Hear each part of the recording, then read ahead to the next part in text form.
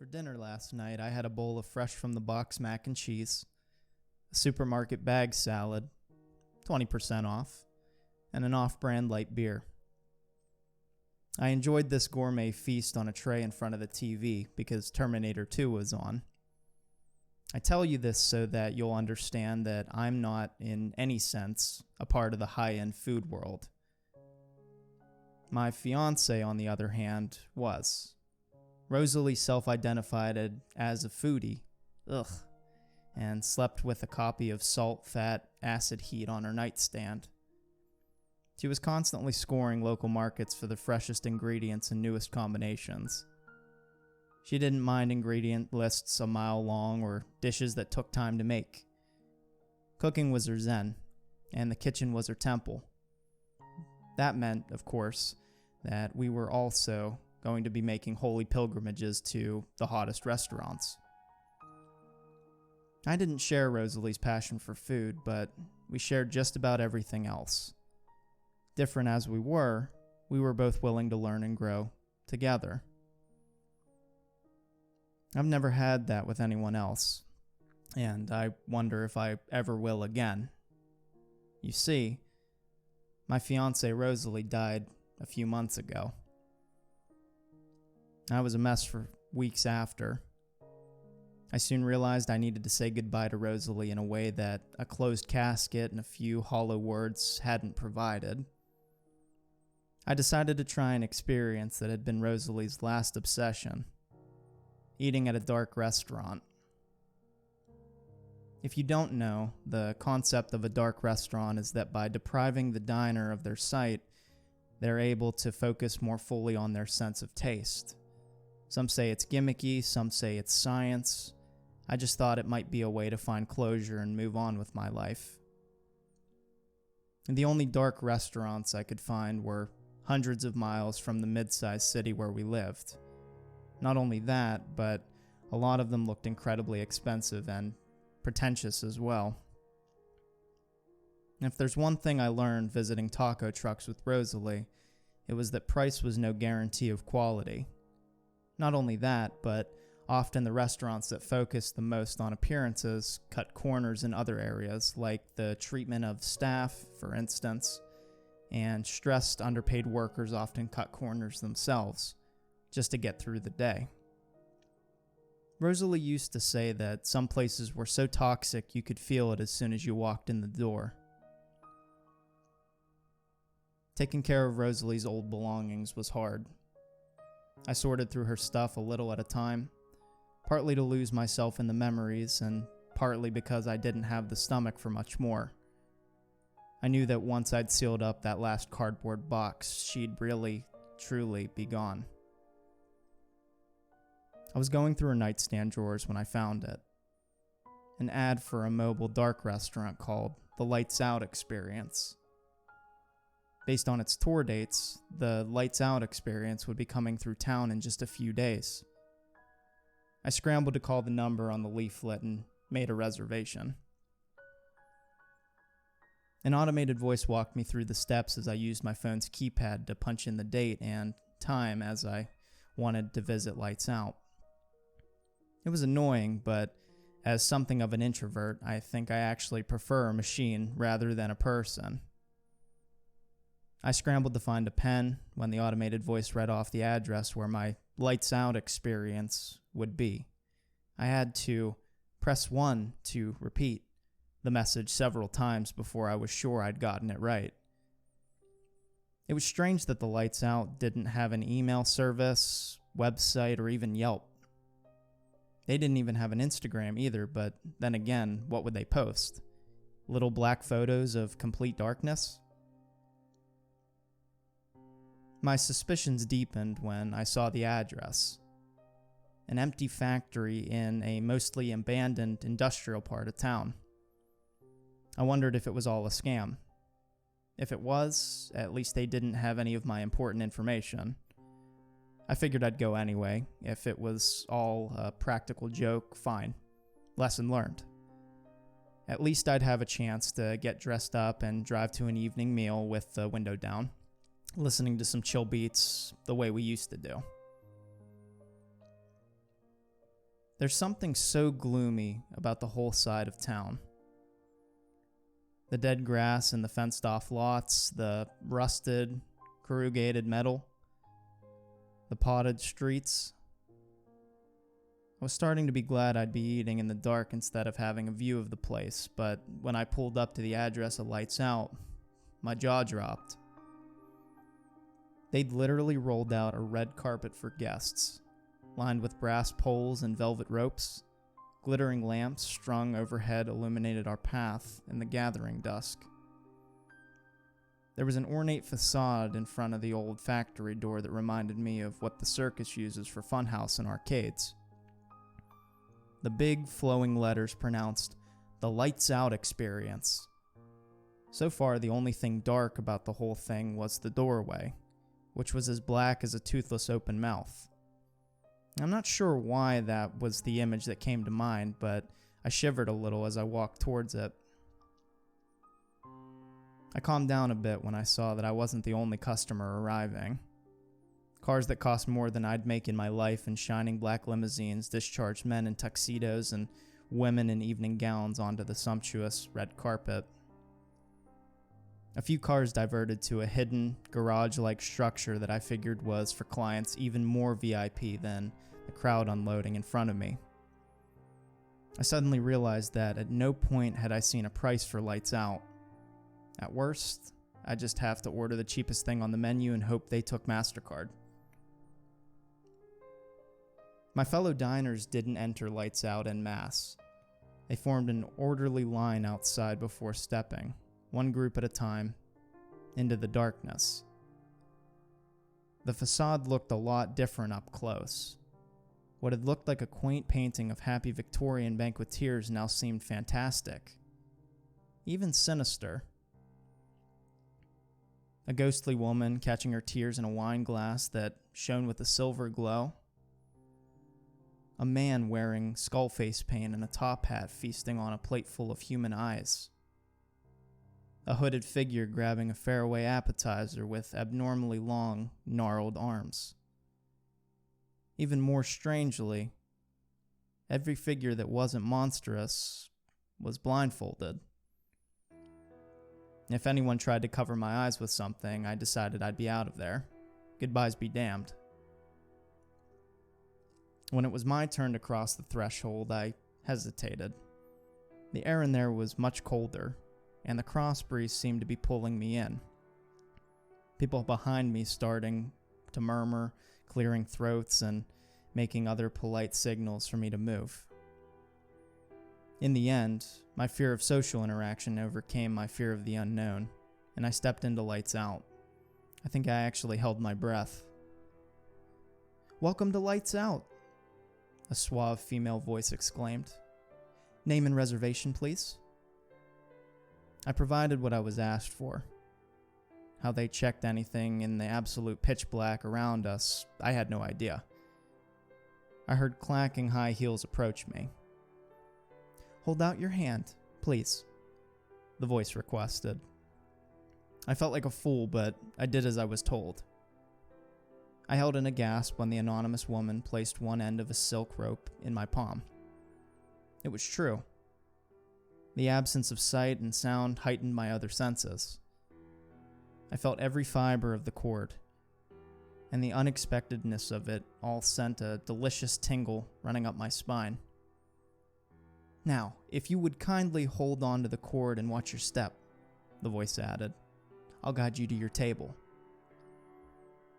The first thing I noticed was how vast the space was. Everything in the old factory must have been gutted. It felt like standing in a massive cave chamber, unable to know where the walls and ceiling might be. "You definitely seem to know your way around in the dark," I commented. The quiet only broken by the rustling of other guests and my guide's shoes on the bare concrete was a little unnerving. "The tables are in a grid pattern, always the same distance apart, so it's actually quite easy," my guide responded. "And besides, I was born blind, so you could say I'm used to it." "I'm sorry, Not to worry, sir. Here we are." I felt the sensual tug of the rope guide me into a plush chair. Simply hold your hands out to find your dining set. If you need to summon our staff, simply ring the bell in front of you. And, I ventured, how do I order? We offer a set menu, sir, so that won't be necessary. Enjoy your meal. The high heels faded into the distance. I suddenly felt very alone. I couldn't see my hands in front of my face, but I soon ran them over linen tablecloths, napkins and silverware, a wine glass, a water cup. To kill time, I tried to focus on the sounds of other diners and imagine what they might look like.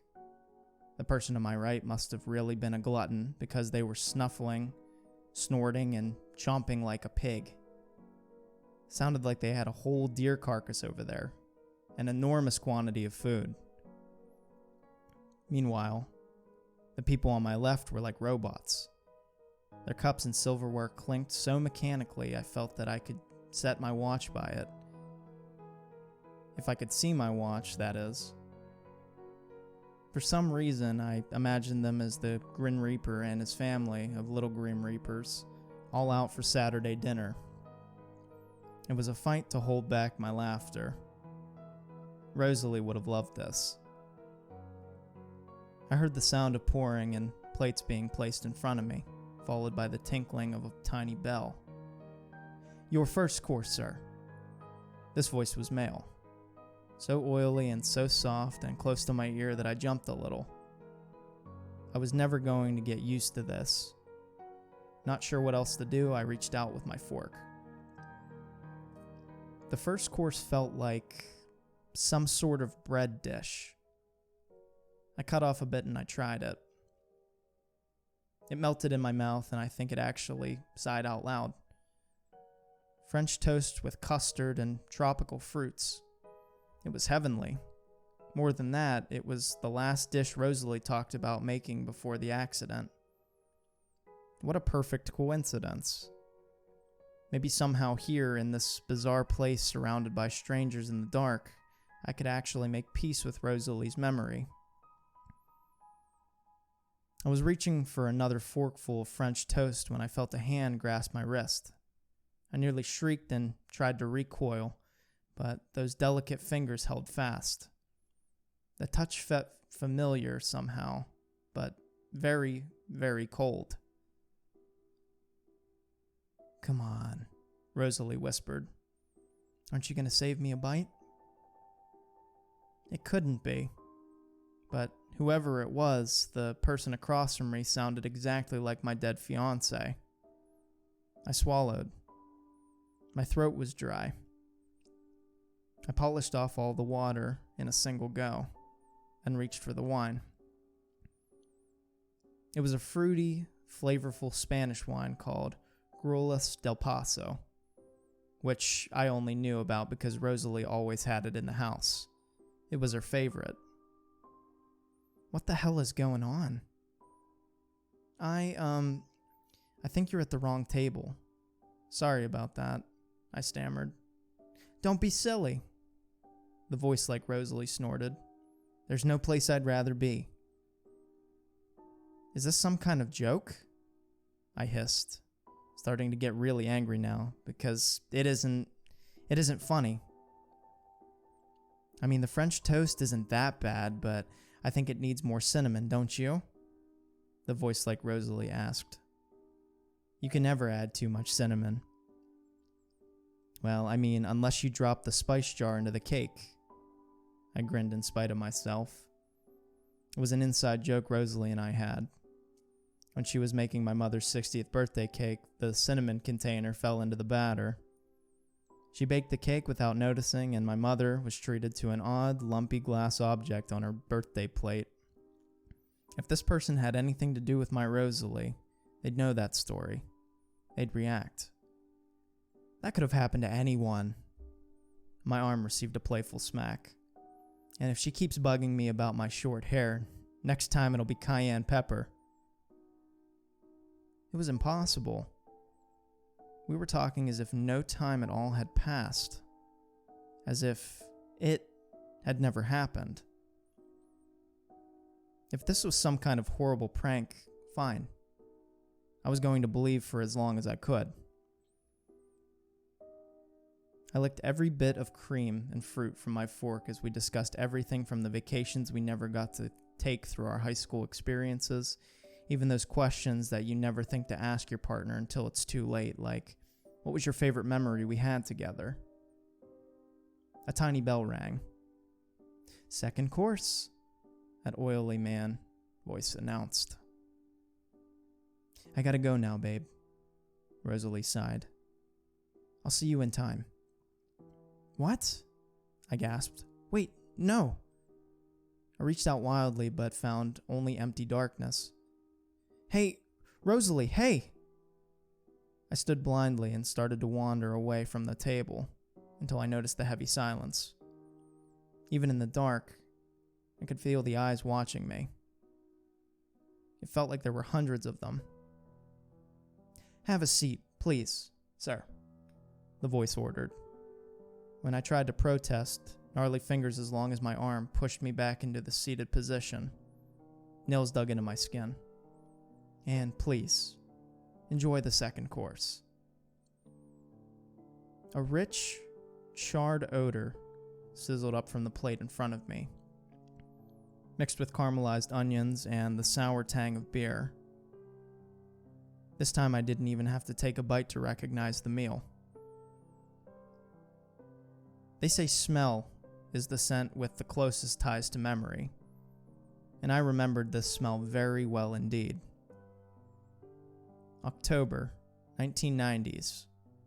I was 5 or 6 years old, on a camping trip with my father. It took us forever to set up the ancient, complicated tarp tent and get a fire going, and my stomach was rumbling by the time the steaks came out of the cooler.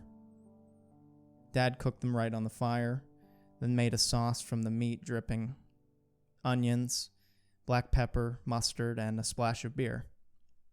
Unbeknownst to me, Dad had also buried some potatoes with garlic wrapped in tinfoil under the fire as a side. I burned my tongue on everything, and it was glorious. It was also the last time my father cooked for me. The first heart attack came a few days later, and it was all downhill from there.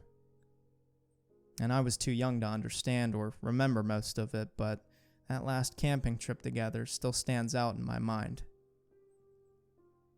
"There might be some ashes in the potatoes," my father's voice said from across the table, "but they should taste okay anyway." "How is this happening?" I whispered, flailing blindly again and feeling nothing. "Well, you just wrap the potatoes in foil and bury them around the fire. It's not that complicated. Are you okay, kiddo?" "No," I sobbed. "No, I definitely am not." Dad listened for a solid 20 minutes while I explained everything that had gone wrong in my life. How lonely I'd been in high school, how I never really took advantage of my time in college, my regrets about choosing nursing as a career, how hard it was to just make ends meet, how bleak the future seemed, Rosalie's accident. He was a good listener. He made a comment here or there, but mostly just gave me room to vent. When the words ran out, I dug into my steak and potatoes with gusto, wondering about the presence that waited patiently in the dark on the other side of the table. The bell sounded. This time, I didn't even get a chance to say goodbye. "Be good, kiddo. You turned out all right."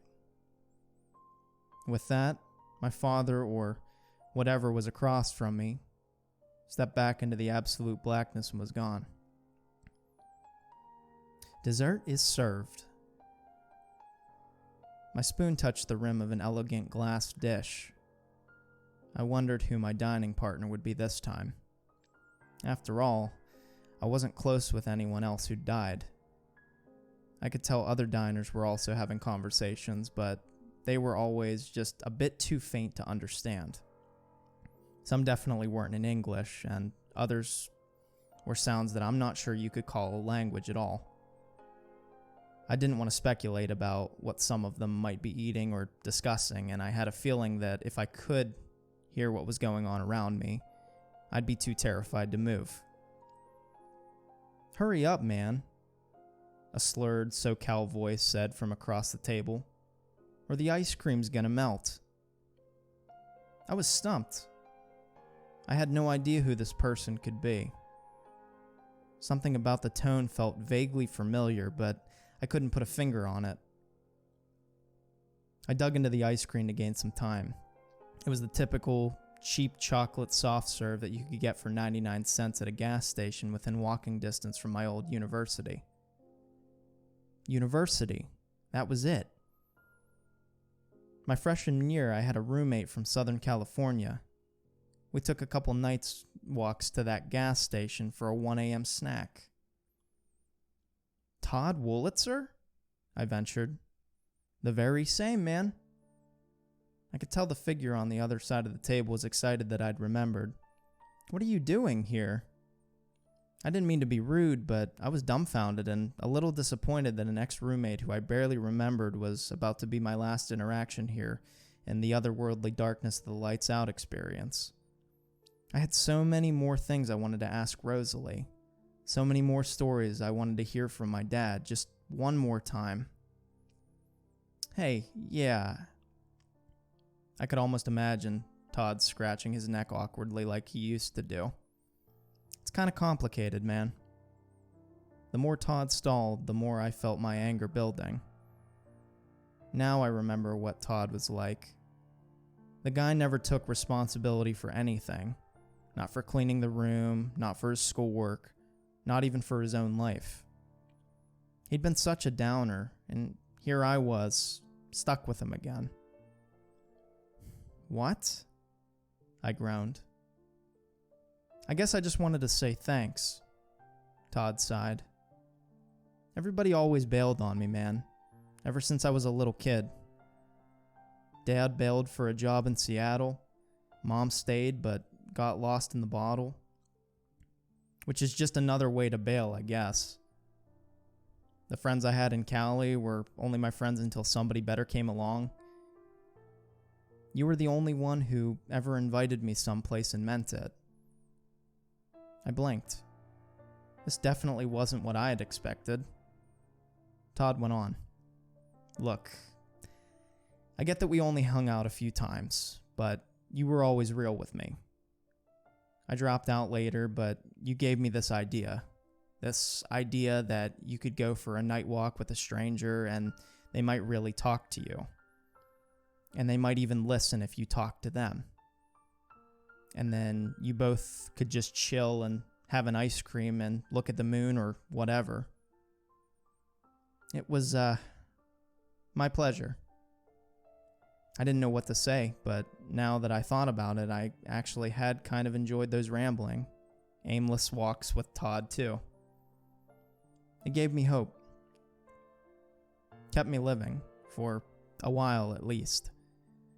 Well, I guess about 4 years and 11 months to be exact, but anyway, there were a good 4 years. I came out of my shell, partied with some wild people, started drawing. Hey, I actually became a big name in the graphic art world back out west. Pretty cool, huh? You might have even worn one of my t-shirt designs without realizing it. Isn't that trippy? Yeah. I couldn't help but smile. Pretty trippy, man.